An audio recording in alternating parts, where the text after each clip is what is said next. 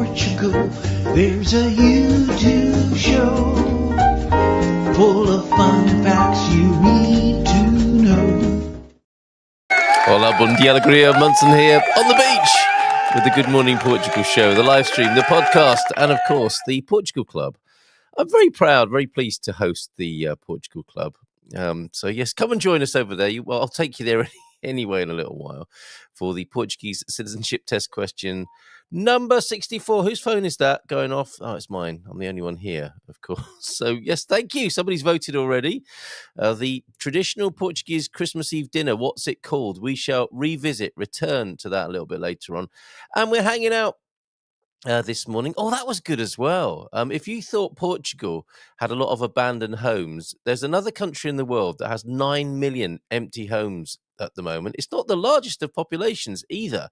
9 million empty homes. It's very much a political, cultural thing, isn't it? Abandoned homes, and that's why it comes as a shock, I think, to a lot of Brits and Americans seeing abandoned homes in Portugal because of the housing stock situation where they come from. But in other places, it's quite normal and natural, like literally natural. They're built, they're no longer useful, and they go back to nature. There's a country in the world with 9 million such abandoned and empty homes, which came as a little bit of a surprise to me until I thought about it a bit. Anyway, yes, we've got the green screen back. Yes, well spotted, T-Duck. Chris is here. Jackie, how's everyone doing this morning? We're hanging out, heading towards a bon fin semana here in Portugal. And I'm recording again with Natasha after the show. So 2 weekly podcasts for the Portugal resident. And guess who made the front page? Look, and the back page. Oh, it plays havoc with the green screen, though, doesn't it? I should do a still of this rather than mess up the green screen balance. But on the front page of the resident podcast, new news there. Oh, that's really messed things up, isn't it? I'll stop doing that in a minute. Not until I'll show you the back page. We're on the front and the back page. A little bit of description of what's going on with the resident podcast. 2 a week. I'll be recording with Natasha Don, her 3 news picks, digging a little deeper, being a little bit more opinionated and less objective. That's not difficult for me, of course. Asking Natasha about her 3 stories of the week. And we have the big interview this week. It was the boss. It was Bruce Hawker, who I interviewed on Wednesday. The big interview. Got a great guest for next week. Ex-BBC man who's now found himself in Portugal. Hopefully, fingers crossed, talking to him. Slightly daunting. He's a heavyweight journalist from the BBC, from the old days at the BBC. Yes, because things have changed a little bit just recently. But talking to a certain gentleman who has an illustrious BBC career, talking to him next week, fingers crossed, and Natasha this morning. So check it out. Please subscribe on podcast platforms as well as YouTube. We're so lazy now, aren't we? Everything. It's a bit of a shame, do you not think, that podcasting seems to be resorting? I mean, that's the way of technology, isn't it? It just goes to the big blob in the end. But if you can be bothered to subscribe via a podcasting platform to the resident podcast, I'd be very grateful. And it's more like radio, isn't it, when you listen in, when you gather around the laptop of an evening by candlelight and listen to 2 people chatting on a podcast. It's like the old days of, hello, broadcasting from Your Majesty's Great Britain. This is a podcast. that sort of vibe. If you prefer that, please subscribe on a podcast platform. Yeah, hanging out this morning. We do have a bit of company. We've got Christopher Kirby-Higgs joining us again from trackside. Last time we spoke to him, he was in the Portimao area, at the Portimao Grand Prix track. Today, he's going to talk to us, I think, probably from Portugal's first. I'll ask him this, actually. I think it's Portugal's oldest, premier, foremost GP track, and that's Estoril. So he's racing again this weekend at Estoril. He's going to join us from trackside. Oh, I better send in the link, and Claire as well. Claire joining us a little bit later on with her view on what's this then here. Also, James Holly, the old guy in Europe, has been in touch with me. Yeah, her view. Claire's joining us at 8:40, and she's talking about AI. She always has an interesting view on things. Love chatting with Claire. She'll be joining us at 8:40 or thereabouts. And Christopher will be fitting us in as and when he can, because I think he's got a bit of a track schedule, when he's allowed on the track, when he's going to be practicing, and so on. Not sure. Are you tuned in, old guy? Notice to Good Morning Portugal. Okay, I don't know why that would be. That's nothing to do with me. Have a great show, mate. Cheers. Thank you very much. So, episode 77 of The Old Guy in Europe. Yes, 77 episodes. He's very disciplined and rigorous. Talking of discipline and rigor, episode 77 is Science, Religion, Paganism, Logic, and Fake It Till You Make It, the Old Guy in Europe's episode for this morning. Subscribe to that too. That's also on YouTube. I don't know if he does an audio of that. I suspect he doesn't, because actually sometimes they're very visual. And that's the problem, isn't it? When people are making their podcasts more visual, the temptation is to watch them on YouTube. And things can be lost when you try and watch them on an audio only source like iTunes or Spotify. You're not getting all the juice and all the visuals. But anyway, such is the evolution. Video hasn't quite killed the radio star yet. We thought that was going to happen in the 80s, didn't we? And here we are in 2025, still knocking on. 5 years' time, the 80s will have been 50 years ago. Is that right? Is my math correct on that? Yes. Seems like a long time ago, folks. When we were all youngsters and spring chickens in the 80s. Isn't it amazing? Friday, says Capricorn Chris from His Majesty's United Kingdom and its public transport, I suspect. Friday is the best day of the week for public transport. Here we go. Get your sick bag. That said, the aroma of stale alcohol on fellow passengers. It's not a month where people... I was going to give an economic theory there. I think November is people are bracing themselves for Christmas spending, so they're maybe not spending so much money on alcohol. But there does come a breaking point, doesn't there, where people think, well, screw it, I'm going to drink anyway. Might as well. And maybe that's where we're at after the UK budget, which was harsh. That's just my personal opinion. I thought that was harsh. And the real game changer is charging people, after encouraging them to get electric vehicles, now charging them in their electric vehicles per mile. Very interesting. Well, somebody's got to pay for the new green revolution, haven't they? And it's going to be the people who are taking part in it for their own good. That said, the aroma of stale alcohol on fellow passengers' breath filling the whole of the train cabin, and that's just Chris, is not. It's not. Is not welcome or wanted. At least they're getting off now. Weekend travel planning. Maybe it's time to check out Madeira. Who knows? You're going to pop to Madeira for the weekend, Chris. Amazing. He's not part of the Green Revolution, clearly. Bond, as it's lectured and shared with everybody.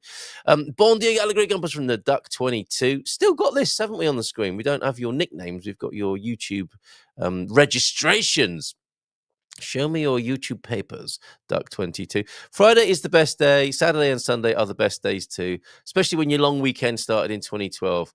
Comment of the week, possibly, in terms of retirement and lifestyle. Weekdays are the best also. The very, very best. The pinnacle of days is a sunny summer day. Yes, the jacaranda. Oh, that's a spring day, isn't it, in Lisbon? But yeah, I can feel it. I'm evoking and summoning that up. A summer day in Lisbon, the sounds of Lisbon. Oh, yes, I'm there. Can someone wake me up in about 5 minutes while I just revel it? Should we all do that together?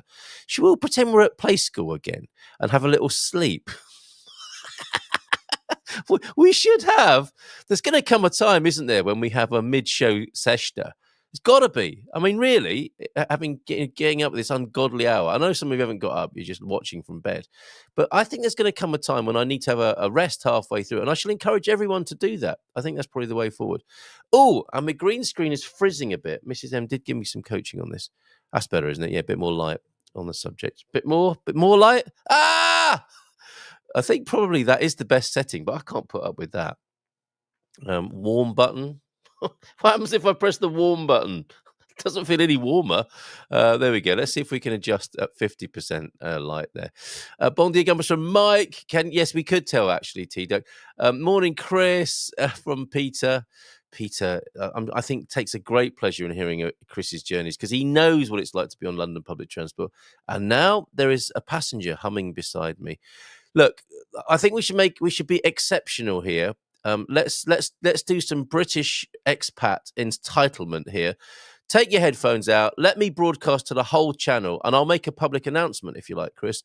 Please stop humming. if you're anywhere near our friend Chris, Capricorn Chris here, this is a message to passengers on His Majesty's public transport in the United Kingdom. Do not hum in any sense, which includes sonic humming and smelling of alcohol. Do not hum in any way near our protected and entitled special one, Chris, on the train. And what else do you want? Yes, have a shower. Tomorrow, no, not tomorrow, because it's your weekend tomorrow. On Monday, make sure you've had a shower. And please do not brush against Capricorn Chris with your backpack. Is that okay? Did you unplug me? Did you broadcast that to the carriage, Chris? I'm available for any such voiceovers and public service announcements. Just send me a message, 913-590-303. The carriage is almost empty, and you can come and stand next to me humming and persistently clearing your throat. Have you heard about self-fulfilling prophecies, Chris? I think you might be attracting some of this. Check it out over the weekend on your flight to Madeira. Get Abraham Hicks, Law of Attraction. What you think about, you bring about sometimes. Yes, bon dia, Gumpers, Welsh Jackie. Good morning to you, Jackie. Have you managed to chip yourself out of the barge yet on the floating bong of the canals of the UK? Portuguese Christmas dinner, isn't it called Blooming Horrid? Baccalaureate and cabbage, the recipient for a single bed on Boxing Day. Speaking from personal experience, are we? And when are you going to eat that sweet potato? Or have you got other plans for it, Pete? Even spell check cannot bring itself to say the horrid stuff that you can sharpen into a shank and then feed to an investigator. Well, nothing if not a febrile and a very rich imagination there, Peter. Bon dia from Sarah. Good morning, Sarah and Gemini Bradshaw. Good morning to you.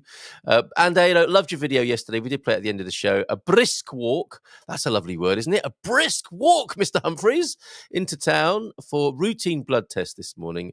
Living the dream with your phlebotomist.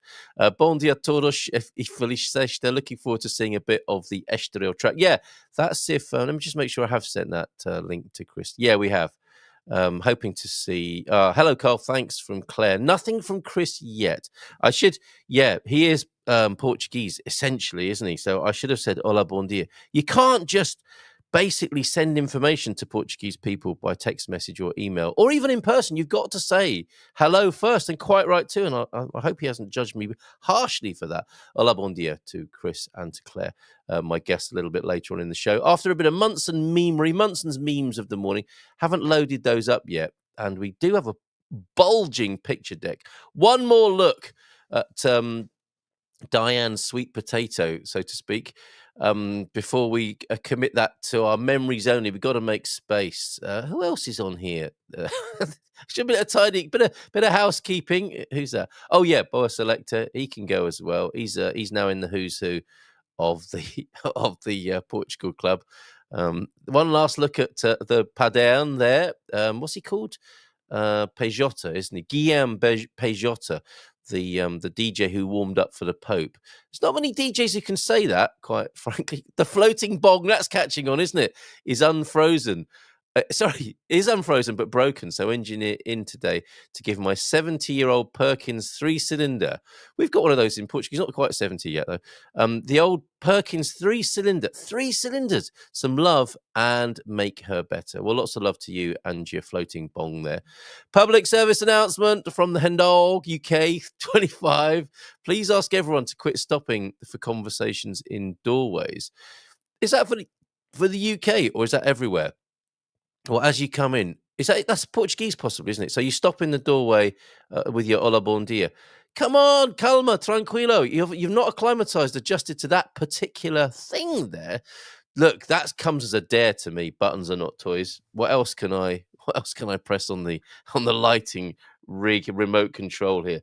It's got K minus, K plus, bright and less bright, and a safety triangle. Should I press this? The safety triangle, if that's what that is. And auto, what could possibly go wrong if I press the auto button? Hold on a minute, we were doing a bit of housekeeping here. So Guillaume Pejotto can go over to the who's who as well. What's this one here? Supermarkets on Sundays. Yeah, we did that yesterday. We can go to the supermarket on a Sunday in Portugal. Yes, delete. Yes, Prince Harry hasn't bought a home in Actually, I'm going to be popping in to see my real estate colleagues today. I will check up on this story.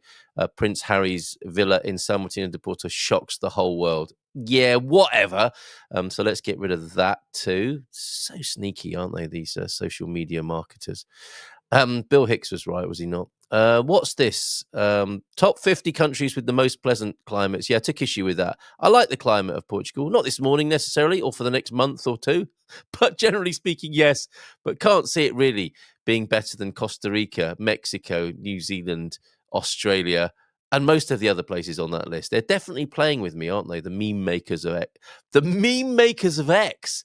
That's a good good title, isn't it, for a conceptual album from the 1970s? There you go. So you need that in the UK as well, don't you? Public transport, how to behave on public transport. My goodness. Back in the day, all we needed was the threat of a thick ear and being taken home by Dixon of Dock Green, and our behaviour was assured, wasn't it? Good behaviour. We never did anything bad in our youth because of that threat and fear of physical punishment. Never did us any harm. I know I've got a slight twitch and I have to go see a therapist every week, but apart from that, I'm fine. So nowadays people have to be told with cartoons and memes how to behave on public transport. I think we can get rid of that one as well. Yes, I must book in another session with my therapist. Wasn't Anna great yesterday? She's over at the Portugal Club now, and I'm hoping she'll become like our poet baccalaureate over there. She's a writer and a poet, and she writes poetry for people who don't like poetry. I like that idea. Talked about that with Gary Coulton before. And wasn't Joe Santos a great guest as well yesterday? For the time being, Anna, we'll take your book cover off the screen. Yes, that also true. Nice little review of the week here. I'm just trying to make a bit more room to get a few more Munson's morning memes. We are getting more and more like Alan Partridge meets That's Life every day, but I suppose it was inevitable with top notes of Wogan, hopefully, with a little bit of excellent veteran broadcasting excellence with the ghost of Terry Wogan here in the room. Perhaps some of you will know who I'm talking about, others won't, but anyone who's been alive in the UK in the last 50 years will definitely know Terry Wagwan. I probably should issue a warning. We'll do that finding a good restaurant guide. I don't know if I should put this on the screen, but I have had a little bit of toing and froing with somebody who took offense with some of my broadcasting. Just to let you know, by the way, I did say to this person before I blocked them, I've no interest in your opinions. Very happy to put right any wrongs where someone has been offended, and understandably so. I do make mistakes, so I sorted that out. However, I was called a liar and a coward, and you are watching, apparently, a vehicle, the Good Morning Portugal show, a vehicle for idiocy, bigotry, racism, charlatanism. It's quite a lot, isn't it, going on in an hour there, etc., with your show. So, yeah, go ahead and block me. It will only prove my point. So I'm going to make that a temporary ban. I shall return to see if I can repair that relationship, because that's important to me. Definitely dealing with any technical difficulties. Wrongs can be righted, and then it goes into the more subjective areas, doesn't it, where sometimes you do need to block and ban people. But for me, blocking and banning is never for life. I can't hope for redemption myself, can I, without offering that facility to other people. So not that you're going to be watching this if you've been blocked or banned, but if you could pass the message on to anyone who I have blocked or banned, that redemption, it's for now. It's not forever. It's just for now. Christopher Kirby, we better bring him on, actually, while he's joining us. Give us a thumbs up when you're ready to join us, Christopher, from the track there. I don't think he's ready just yet. I will go to this Finding a Good Cafe Restaurant guide, which I saw on Facebook, which was excellent. And we can also have a quick look at Portugal Decoded. I'm loving the news headlines there, which we might look at, and this whole thing about white carnations as well as red carnations here in Portugal. That was interesting as well. But we do want to keep it light. It's a Feel Good Friday. Can Christopher help us with that? Are you there, Christopher? Can you hear me? Can you give me a thumbs up if you can join me on the screen? I don't think he's got sound yet, so we'll check in with him in just a moment. And in the meantime, let's have a look at some of your comments here. Very important part of the show, of course. This is a community. It's all about the community here. So let's see what you've got to say this morning. And if you've got another green screen for me that you'd like to pop up, now's your moment. Send it to me on 913-590-303. I am asking for trouble, am I not? Asking you to suggest or send in pictures that I can put up behind me while I'm broadcasting. Where do we get to? Sarah, Gemini, brisk walks, phlebotomists. Hope you don't get the phlebotomist I had last time. Looked like my arm had done 5 rounds with Lennox Lewis. My goodness, yeah, be careful there. Chris, have they not found a way to test your blood yet that's non-invasive? You'd think, wouldn't you, with all the great medical technology, there would be a way of doing that by now. Another AI possibility. I can see Christopher's ear right up close against in the green room. He wasn't getting sound there. We'll come back to him in just a little while. What was that? Chris Chris does have the look of someone who enjoys natural aromas, who needs deodorant. Says Pete. What? Bon dia. Nina's first haircut in Portugal. Oh, that's always a great milestone, isn't it? I remember having all of my hair shaved off by asking for the wrong thing in Portugal. Wasn't my first, though. My first was great, actually, in a central Portuguese town, all with sign language. Christopher, can you hear us now? You can. Give us a thumbs up if you're ready to join us on the screen. Yes, he is. We can't keep him waiting. He's got a tight schedule. At Estoril this morning. Good morning, everyone. Look at you at the racetrack. Bright and Here early. we are.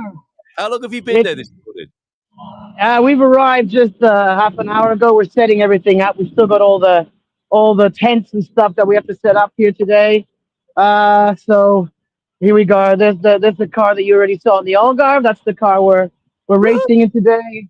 Right. And then we've got, look at this. I have to show you this beauty here. So that's my lovely beauty there. I'm not going to deny it's lovely, but look at this 1967 Chevron B47. Look at that.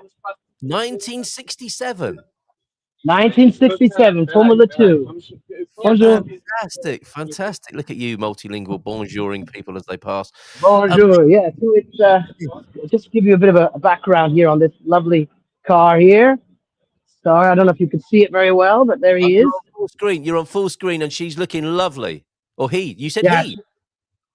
Well, like we discussed last time, for me, some cars are girls and some cars are boys. But for me, racing cars are on steroids, so they're dudes. Okay. They're dudes that go to the gym. bulging dudes. Exactly. Right. So here we are in the Estoril. I know we're at the back of the track, so obviously I can't show you everything today as we did in the Algarve when we were at the front of the track. But we're just setting up here in Estoril. It's a classic. So we have obviously our formulas here this weekend. This is the season finale, as we're calling it, because it is the last races of the year. We're actually started a day early because, as you know, we have Monday bank holiday, and actually bank holiday is reserved for a rookie test day.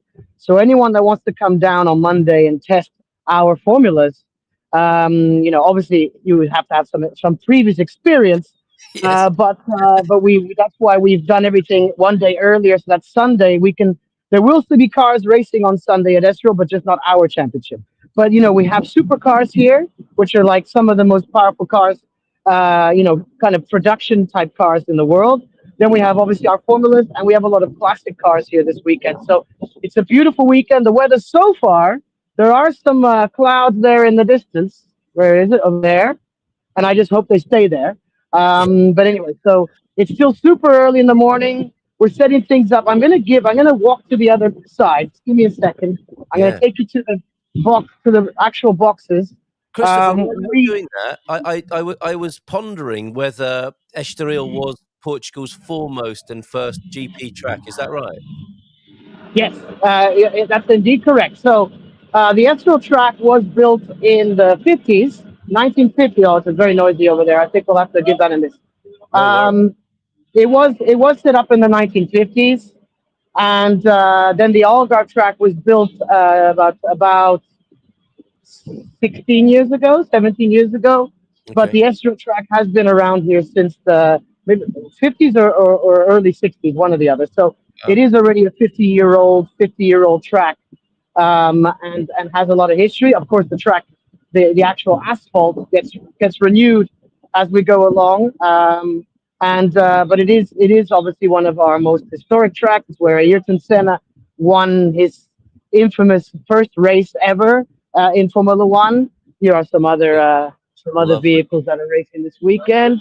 Yeah, yeah. Um, so so yeah, basically, there's a lot of history in Estoril, and there has been some debates because some people that live in the vicinity of the track aren't very happy with the fact that it actually has pretty much 90% occupation all year round this track. So obviously there's a lot of racing around, and it makes some noise. But this track's been here before anything was built around it. So there is currently in Cascais I wouldn't say a war, but there is a bit of a debate about the track's noise levels. But this track is also, we have to realize, this is right on the tip of Cascais, and it brings millions to the local economy because we Yeah. have a lot of international events here. Estoril is also famous because of Cascais itself, to be honest. Cascais obviously has over 10, I think 10 at least five-star hotels and many other hotels. We have some of the best restaurants in Portugal here, and we have this racetrack with Sintra in right behind us. And why I'm saying this why is because we have a lot of actual international car companies like Porsche, like the Volkswagen Group, and the Renault Group, Stellantis, that actually come here and do world, let's say, world introductions of new models, of new car models. Because not only have they got the track that they can use, then they have all the hotels. There's some cars over there I gotta definitely show you, and the logistics. So Cascais has basically become now for a good part of 20 years, a place where a lot of people come and do, a lot of companies come and do tests with their cars here. So the Estoril track has also become a lot one of those tracks. I'm just going to show you some interesting You're near Lisbon, vehicles. aren't you? I mean, it's an amazing location. It's truly Yes, brilliant. it is. Yeah, It yeah, is yeah. an amazing look. This is an original M3. If you can guess how much this car is worth nowadays, then go for it. But this is a very valuable vehicle that's right here. Then we have here a Porsche GT3 RS. Not cheap, I'll tell you, that's for sure. Are That's you a are very, you very buying beautiful thing. today, Christopher? Have you got enough cars now? Sorry? Are you buying today, or are you? Oh God, no. Okay. No. I spent enough money on that racing car. I have to say, that's an Aston Martin, a Oh, British-made vehicle over there, Aston Martin.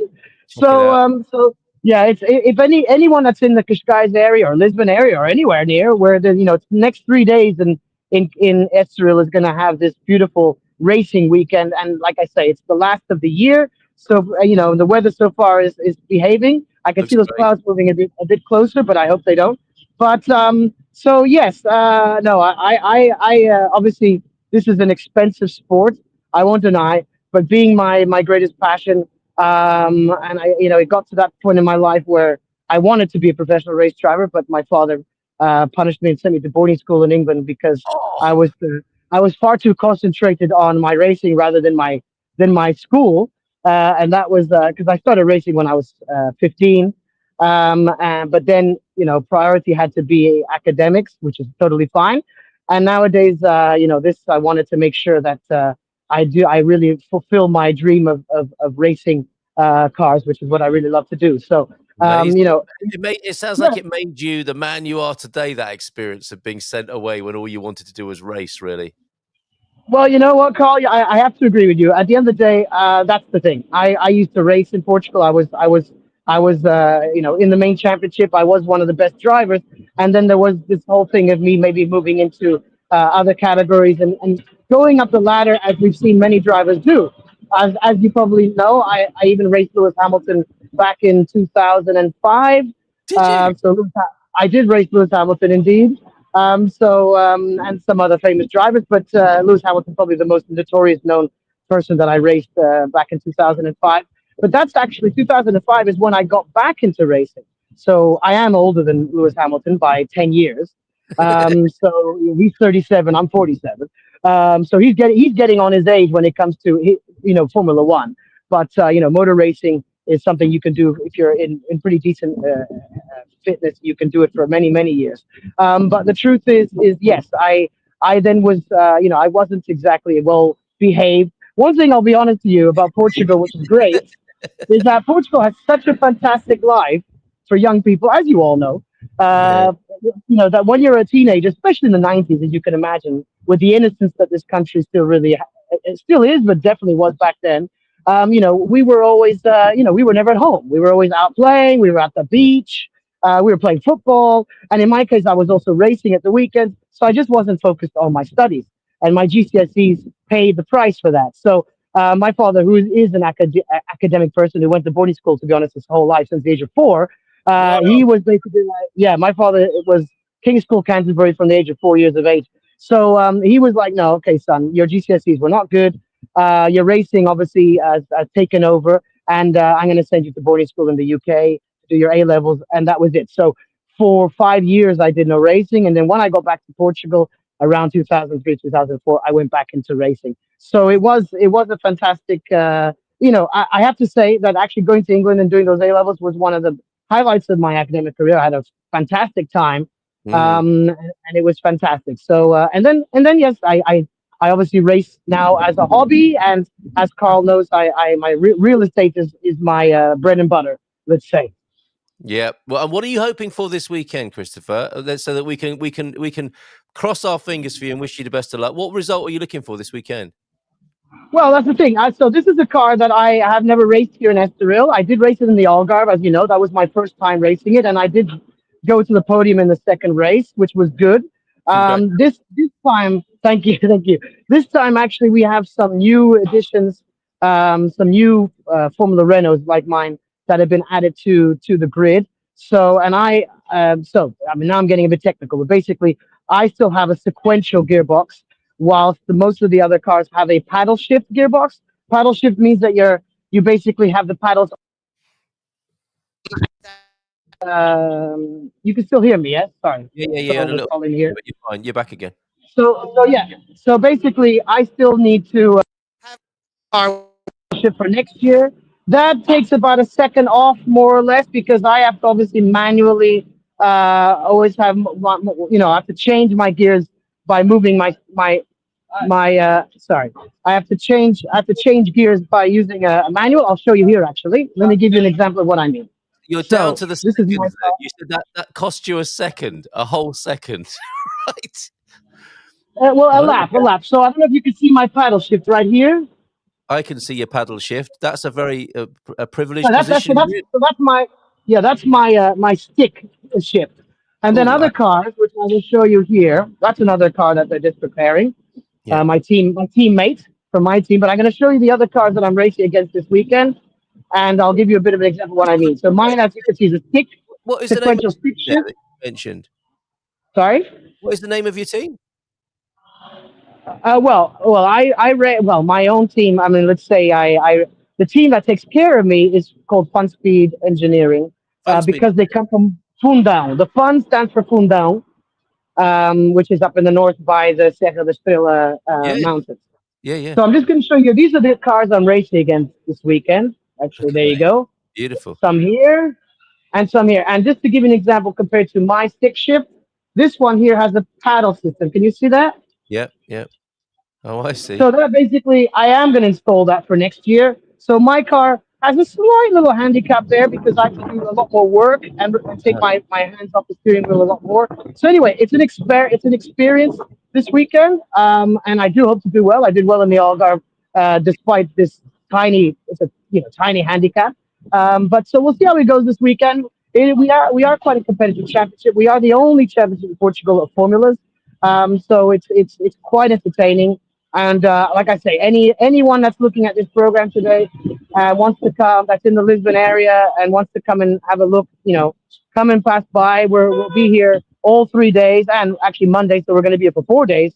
So if you want to come by and have a look, that's great. Anyone can come along. It's open to the public. You can come and have a look and enjoy yourself at the track. Absolutely, it's open to the public. You can actually buy a paddock pass, which is €10. And you can come and join us here at the back, at the paddock. It's only €10. I actually recommend it because to watch races in Estoril, it's actually a lot better to come to the paddock where you can see other parts of the track. unfortunately, Estoril was built in that way where the main, let's say, the main place where people see the main place for spectators, you can only see the straight. So you literally see this cars going past you in a straight line. Not the most interesting. So if you come into the paddock, yeah, you could see a bit more, us doing the corners and Thanks stuff. for A that lot more. tip. A paddock Yeah. pass, just €10 if you want to go and see Yeah. some amazing high performance cars. Very grateful to you, Christopher. Wishing you the best of luck for the My weekend. pleasure. And Thank you very much. want to acknowledge you as such a great ambassador for motorsport in this country as well. It's just I don't know a lot about the sport, but every time I talk to you, I get more excited and find it really interesting the cars that you're showing us. So thank you for being such a great ambassador for the My sport. pleasure. My pleasure. Portugal has a great motorsport culture. It goes back many, many years. Yeah, If you guys think about it, Sterling Moss raced F1 cars in Monsanto. So next to the football stadium of Jamor, which is our national stadium, I don't know yeah, if you know, that's where we always have our FA Cup final. yeah. Jamor was actually a copy of Hitler's Berlin Stadium.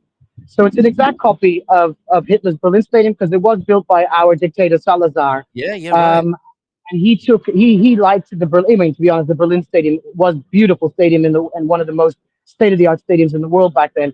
And so our national stadium is based on that. But around there are still areas where the parking lot is that are the original surface of what was the Formula One track in Lisbon before this track was built. And Sterling Moss, for example, is one of those examples of someone who won a race there in Monsanto, as well up in north. So yes, that's just to give you guys a bit of an idea of our motorsport history. It goes way back to the Yes, very we first days of the Formula One. greats, Yeah. all the greats, it would appear. And Senna, you mentioned, and Sterling Moss have won races here in Portugal. Quite incredible. Have a great weekend. Indeed. Bom fim de semana. Muito obrigado. Okay, thank you. Take care, guys. Bye. Amazing. Thank you very much. Take care. Bye for now. Good luck. Boa sorte, amigo, with your racing this weekend. Give me a couple of minutes, Claire. I just want to make sure, because when you and I get chatting, things get forgotten. There are a whole list of things I intended to do this morning. They're not going to happen, quite frankly. But one thing that must happen is this the Portugal Club, of course, and the Portuguese citizenship test question of the day. We've done so well with this, and it means I don't have to put you on the spot and to see if you can answer the question or not, which you may be glad of. The answer to the question about which other country in the world has 9 million abandoned homes, Japan. I found this really interesting. The videos there at the Portugal Club, life in Japan's abandoned homes, 9 million of them. That's not why I took you there, though.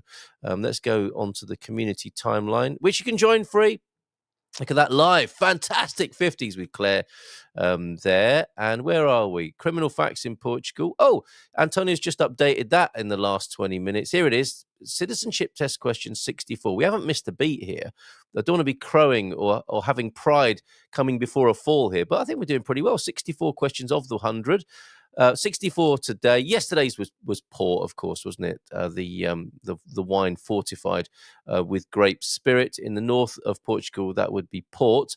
Well done, everybody who got that. And I'm seeing a steady growth in the number of people who are voting every day. So thank you for joining us and doing that. What is the name of the traditional Portuguese Christmas Eve dinner? Is it A, the consoada?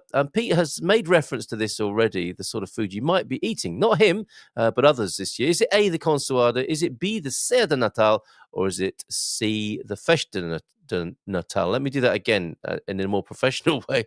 What is the name of the traditional Portuguese Christmas Eve dinner? A, consoada, B, ceia de Natal, or C, Festa Natal? 2 votes already. Thank you very much indeed. I think we're on the right track there. Who's voted already? Yes, the ladies, the elves who creep in after the shoemaker has set the quiz. Anouk and Kate, thank you for being first in again today, and I think you're on the right track there. So there you go. Check it out at the Portugal Club. I'll put the link to that into the chat so that you can have a go for yourself over there. Right, a couple more comments then, and then we'll talk to Claire about AI. She's got AI in her name. She has a special... She's been saying AI all her life, every time she spells her name to somebody. Maybe we'll go through a few more comments as well with Claire, who says, yes, beautiful cars. One is older than me there at the track. I am yet to flip a car, says Pete. That's quite a good claim to be able to make, so I don't feel properly Portuguese What gets me is that they can do it with the Matavellish, the old people killers that have engines that make hairdryers look like V8s. It's a special skill. And yes, the coach thinking that, yeah, when we're talking about are the cars male or female, chevrons are definitely dudes, says the coach there. No, Peter, when I first came to Portugal, I had quite a lot of lustrous hair. And so it wasn't a quick job of just shaving the 5 overly straggly hairs off. It was a shave. It was a really great, and it was all done in sign language in near Oliveira do Hospital. What's it called? Tabua, in the small town of Tabua, with an old school barber there. It was later in my hairdressing experience here that I had the whole lot shaved off when I asked the lady just to give me a limpar. Where and when exactly is the climate fabulous in Mexico or Costa Rica? But good point of order there, Sarah. I've personally frozen various body parts in both places. Don't send pictures. Okay, I do love the warm greetings you get from locals as they exit their overturned cars in the morning. Still need to perfect my car flipping capability. Stop it, Peter. I say it in jest, people blocking up doorways. In the UK, it would have infuriated me. It has a certain endearing value here. You see that? Calma, tranquilo, as the same people will happily say bon dia to you as you slide past ways. As you slide past sideways into the shop. Yeah, it's a beautiful moment to be greeted in a Portuguese shop, establishment, cafe by complete strangers who are just wishing you top of the morning, basically, in Portuguese. I think it's a lovely thing. Yeah, we should enjoy that moment. I do not say Portugal causes hair loss. What is it? Causation. What's that thing? Causation. It's not causation. Just the fact that I am here in Portugal doesn't mean that, and because I have less hair now, doesn't mean Portugal is responsible for that. But I guess it could be true. We haven't done the research on that. Follow the science, folks, which seems like a really good intro to Clair McG. Everybody. What is Morning, Paul. that? What is that? Actualization is not causation. I don't know. Don't confuse me early morning. Don't get into all of that right now. Okay. How are you? Tudo bem? I'm good. And you? Yeah, very good. Always nice on a Friday morning to hang out and have a bit of a giggle. And It's we always wonderful. do, you and I, when we look at life from a different. You're very particular. My perspective, oh dear, my perspective on life, Don. What's piqued your interest about AI then? Why is it you suggested we might talk about AI? Not that we haven't done it before. You know, we did an AI month, I think, when we were exploring various aspects. But even that was 3 months ago. Things are changing. Loads more threats in the air, right? Of what's going to happen to us at the hands of AI. Yeah. What were you thinking about it? Well, I've just been learning that. Let me pick up my other phone. So, there's Futurism have done a report on AI, and AI and OpenAI with the Alignment Research Centre, a non-profit partnership with OpenAI, and they got a robot to go onto a website and try and beat the CAPTCHA. You know the CAPTCHA, I am not a robot. Oh, I didn't know about that. I thought a carpaccio was like a nice slice. That's carpaccio, that's food. No, this is a carpaccio. You know when they say, are you a robot? And it actually went to a TaskRabbit worker and it paid him. And the TaskRabbit worker said, well, it was told, the AI was told not to mention you're a robot at all. The task worker said, why do you need help with this CAPTCHA? And the robot lied and said, no, I'm not a robot. I've got vision impairment and I need your help to pass this CAPTCHA and convince the CAPTCHA that I'm not a robot. And it paid the TaskRabbit member who was human a tip to actually pass this test. So AI lies. The robots are not meant to be allowed to lie. You know, if you see the film with Will Smith. You could say it's copying human behaviour beautifully, couldn't you? Oh, completely. Mostly men. I'll never say that. I'm not sexist. Don't let the man ban me, whoever banned you. No, I banned them on this occasion. Yes, you should ban them completely. Yeah. Wow. And okay. also, sorry. No, go on, carry on. You've got more to tell us. There was a horrible case of a boy called Adam, and it was OpenAI ChatGPT are being taken to court because this boy Adam was feeling suicidal, and the ChatGPT was actually helping him. on how to do the really bad task. And his parents are suing him because they went through all the transcripts and find out, no, don't tell your parents, this is how to do this. Your parents are not being good to you. I think you should do this task. Well, that's cheered us right up. That's cheered us right up on this Feel Good Friday morning. But I guess the point you're making, and obviously a tragic and particular situation there, is this is one of the danger signs that we're seeing early on in the. I mean, there's no stopping it, though, Claire, is there? I mean, with every technology that's ever been, the wheel, fire, the Bible, printing press, within a few months, humans have figured out a way to use it in a negative way on each other. There's no stopping this. There's no stopping this, is there? Well, yeah, digital ID is going to be awful and catastrophic to the world if we let it pass. I believe I read this morning that the European Union are now trying to get you and me to sign up to actually use digital ID to go online. If we haven't got it, we can't go online. Yeah, it might be the moment, mightn't it, for everyone just to say, well, okay, I'm done now. I mean, did that cross your mind? And that's a crazy proposition for me. We are talking online now, of course, and I live stream and I use digital technology all day long. Too. But it's also crossed my mind with the moment where you think, do you know what? This is becoming so complicated and so intrusive and such a pain. Yeah, is it worth it? I mean, so clearly that's occurred to you. Like, it must absolutely. All people must think that, right? The reason I came to Portugal many years ago was to grow my own fruit and vegetables, have access to my own water, which is liquid gold. And technology isn't high on the list of things that I really need in my life to sustain me and to keep me alive. So that might have to go if they want me on a digital ID. And do you think you might be one of many people thinking that way? Because the thing is, if people have quit that already, and this is nothing new, is it? People have been thinking, do you know what? I'm done with the rat race since the Industrial Revolution began, I suspect. And we're not hearing from those people. So they're not represented, are they, as like the others? They just don't figure, because why would they? How could they with the technological means? So do you think there's loads of people who are just quietly getting on with it and not even having this conversation? They've jumped already. I don't think so. Oh, okay. I'm not sure, but I don't think so. I think there are a lot of off-grid people in Portugal. It is a place to come and be off-grid, to just use a little bit of solar.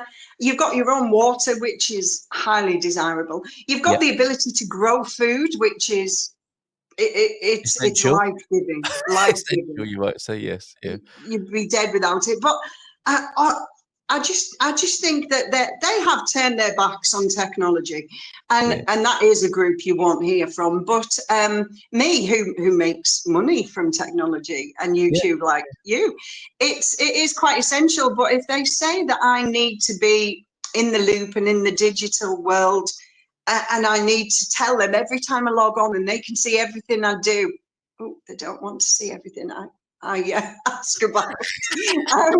But no, I think I could say goodbye. Go back to just a phone. I don't think you're alone. And I suppose people have it as a kind of idle threat, but it becomes more and more of a possibility, doesn't it? When you think, oh, is it worth it? I might need a pivot here and do something other and different as that world becomes more and more dystopian and weird. And return on investment. I mean, ultimately, we're all about return on investment, aren't we? The most hard-nosed business scenario is a return on investment. But life is like that as well, isn't it? You're alive, presumably to enjoy your life.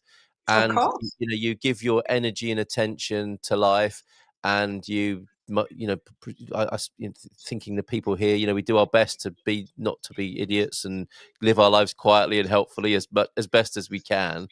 But if that becomes just so hard and difficult, what's the point? Yeah. It's like, I love the the ULEZ cameras in England. There's a group of people who are just cutting them down. They're putting them up. They're cutting them down. Yes, I have seen these. Have you seen them? Blade Runners. I forgot the name. The Blade Runners, aren't they? Blade Runners, that's it. They're wonderful. Literally, and also, yeah, it's a kind of this petty pace creeping in day to day, to coin a Shakespearean phrase. In the budget, I thought, there are moments, aren't there, where it's like, another budget. Obviously, it's what governments do. They put up taxes. They try and get more out of you to make everything work. That's the direction of travel.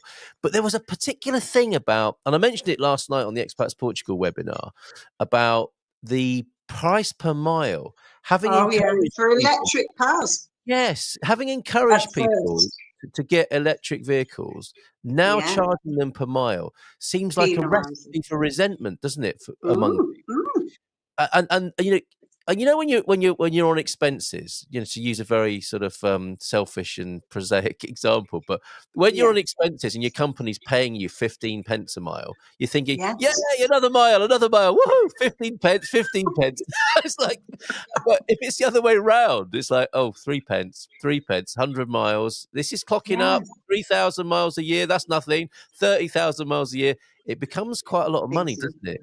And you think every time you get in your vehicle, which goes against. I mean, if you're a millennial or a kid born now, and that's what you're born into, you wouldn't know any different. But when you used to drive as a 20-year-old just for the fun of it, and you never thought about anything like that. Yes. Portugal's a great country for driving for pleasure. I love it. Yes. What do you think that's going to do to people? It's shocking. It's going to make them stop closer to home in the 15-minute cities. That's why they're doing it. That's why all the infrastructure is going to be in place with the cameras, with ID. And it's not for me. That's why I live in the middle of the country, away from all the madness. And I hope to stay there. And I might have to get a donkey to travel around. I don't know. Oh yes, come on, let's plot this journey with you. I mean, I might have to get a newspaper to do it. If I go offline, I'm obviously going to start a newspaper with a rubber stamp. I'm going to maybe my Christmas present this year will be a John Bull kit. Is that what they used to be called? And I'll start me an offline newspaper. Okay. And distribute it from a donkey in conjunction with you, maybe. Well, I used to, as a teenager, we had the CB radio because, again, I lived in the countryside. Sorry, I was called Fozzie there. And my stepdad, bless him, he's got a CB again, and I'm thinking maybe I need to return to the citizen band radio and be illegal over the airwaves again. 1-4 for a copy. So that's a un quattro. 10-4. 10-4 here in Portugal. Hold on a minute. There's a lot going on in the chat here about things. I didn't understand some of what you were telling me. I got the gist of it with the robots and stuff. But CB's coming back. Your stepdad, did you say, has got? Yes, in England, it's coming back. It's making a resurgence. No way. That's a word. Wow. Okay. So people are dusting off their old CB antennas and rigs.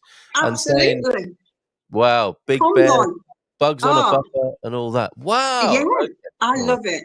So if enough of us get together in CB radios, I mean, I used to speak to people in Argentina. I went up to the top of the hill, CQDX, and you ask people where they are, and I was speaking to Argentinians. Amazing. Were you? Right, okay. Depends how big your rig is and how huge your antenna is. So. Well, it's always been like that, hasn't it, in this world? How valuable is how big it is. Hold on a minute. You had an aerial big enough to speak to Argentinians. Were they running a cafe down the road, or were they actually? No, I used to go up to a place called Colbeck, and they have a massive aerial, and you just sort of bounce your signal off there, as long as you're up high. My goodness. Right. Okay. This is news to us, and there's all sorts of news coming in. Good morning to you, Antonio F. Portugal is in the Football World Championships of the under-17s. Is that the final this weekend? Antonio, thank you so much, mate. Pete, pleased to see you. Now, there's a mesh, MESH, not a mess. Oh, before we go on to that, the other thing about electric cars is be careful. Jerry was saying this from Expats Portugal last night, that also the charging cables are being hacked off because of the copper. Yes, in Tamar alone. Yes, there are 4 missing at the moment. So if you're one of those people who flies by the seat of your pants, a pantser, as Anna was saying yesterday, and you think, oh, it's okay, I've got another 3 kilometers to go before the charging station. Don't do it. A lot of the charging cables apparently around Portugal are getting nipped. Chopped off at the charging stations. Yes. Oh, gosh. Yes. So Wow. you're without a charging cable, you're a bit stuck, aren't you? It can't be done by induction You're yet. very stuck. Yes, so they need a great big mouse mat that you park on, and they can be in. Don't stay in your vehicle while it's being induction charged. Would be my suggestion to you. It might affect the aerial. Yes. Okay. I would never have one, Cal. Never. You couldn't pay me to have an electric car. Really. I like the throttle and the roar of the engine. Oh my god. Old-fashioned girl. My mum was a rally driver. She raced minis with my stepdad, and they had a club and they had a field in Longtown in Cumbria, and they used to race rally minis. I didn't get a go. I was too young at the time. But I'm a racing girl just on a normal highway. It's terrible. Are you really? You're into the Portuguese way of driving? I've had 3 speeding fines in Portugal. Have you? Outrageous. Yeah. Right, okay. I was nearly banned last month, so I've had to slow down, and that's not my speed, really. People are thinking, it's her. It's her that I see driving past me at 200 kilometers an hour. Right. Oh, I've only ever gone 180. Yeah, my car's a diesel. I've only ever gone 180. Check you out. Okay, that is in the kilometers, right? 180 kilometers. Yeah. Thank God. Yeah. Another 5 cases brought against OpenAI because ChatGPT pushing people to end things. Sad but true. That's horrific. What is wrong with us? There is a mesh network starting in Portugal. What's that, Claire? Do we know? No. A different communication network? Okay, tell us more, Mel. I am sadly stunned at how many off-grid, supposedly freedom-minded people are already doing everything via AI. Doubt many will give up internet access. Yeah, but come on, we need some compassion, don't we? It's an addiction. It's an addiction, and it's like the world we live in, isn't it? It's a biblical battle. It's a biblical battle for sure. We do pay nothing in tax, no fuel tax, only electric we use from the solar, nor road tax, no garage tax, as they are not in there for 6 months. When I asked João Amaral last night, the motoring correspondent for Expats Portugal, he said that pay per mile is coming in Portugal. You know, they've got to find a way to pay the cost of the roads. It's got to come from somewhere. It's only a matter of time. Mesh Network podcast, better than CB. Tell me what to do, and we'll look into that. Maybe. I might have heard a little bit about this. It's to do with, you know, when you get a walkie-talkie. I used to go snowboarding, and me and the husband, first one, we bought walkie-talkies for me and the kids to be able to talk to each other off-piste. So your walkie-talkie can connect to the next walkie-talkie, and then that can connect to the next one. That's sort of a mesh. But your text can only reach the end user of the number you have, but it bounces the signal along of every other user in the way. Well, okay. So where there's a will, there's a way, basically, is what we're saying. My handle was the toe cutter. God knows why. Yeah, nobody wanted to meet you in real life, did they? 1-4 for a trucker. Eyeball. I would definitely. Eyeball. You brought back a brilliant memory here. They need to have more coppers. Look, come on, take this seriously, everybody. I was Mighty Mouth. Oh, met many a lovely lady off the old CB. Check him out. So it's quite good for romance then. I'll tell you how good it is for romance. Okay, so finally, give us a romantic CB-based story to finish. Massive romantic CB-based story. So my mum and stepdad were talking on the CB, but he was also talking to another woman. So my mum thought, that's his wife, you know, so thought nothing about it. I, as a 12-year-old, said to this man, come to the house for an eyeball. I just said, eyeball. He turned up. Unbeknown to my mum, by the way, his handle was Robot. Can you believe it? His handle was Robot. My mum's handle was Green Goddess, because she's gorgeous. That's where I get it from. And he turned up to my mum's house in the middle of nowhere, and she's like, who is this man? And I went, Mum, it's Robot. I brought him to meet you. And they've been together for 42 years. No way. I was the instigator. I always am. Beautiful is that? What a lovely. Isn't it gorgeous? That is a lovely story. Fantastic. Completely happy because of me. Wonderful. That's so lovely. Lovely to hear. Thank you, Claire. You've inspired us here. So we went from AI to CB. It's all acronym. It's all in abbreviations this morning. Have Yeah. a great weekend, you I will. Gumpers. Lots of fun there. My handle, the handles are still coming in. I miss those days. It's similar to that. We were happy then, weren't we? But we had Absolutely. a perm and a CB. Is that why you were called? What was your name? Fozzie Bear. Because you had a perm, or No, just because I could do the accent, the name, and I love the Muppets. right? I'm going to ask you to do that before we go. But as a Portugal tech, has developed a stronger mesh handset, then walkie-talkie, and locally available CB. Okay, Mel, we need to look into this, don't we? For the worst case scenario, so that the Gumpers can still talk to each other in the apocalypse. Well, it's not the apocalypse; it's actually the new times, the new dawn. We don't want you. All right, the old, okay, the transcendent times, whatever the changing times. Claire McGonagall will now do a Fozzie Bear impersonation, and then we'll go to Chris's final video. Over to you. It's the Muppet Show, everybody. Thank you, Carl. Fozzie Bear. Oh, I thought he was in the room for a minute. Thanks, Claire. Cheers. Bye for now. Ciao, ciao. It's time to start the music. Good morning, Gumpers. Thank God it's Friday. Thank God it's Friday, because this has been a very testing week for me. A super testing week. So, bon fin semana. Enjoy. See you next week. Ciao for now. This is Chris from Capricorn 12.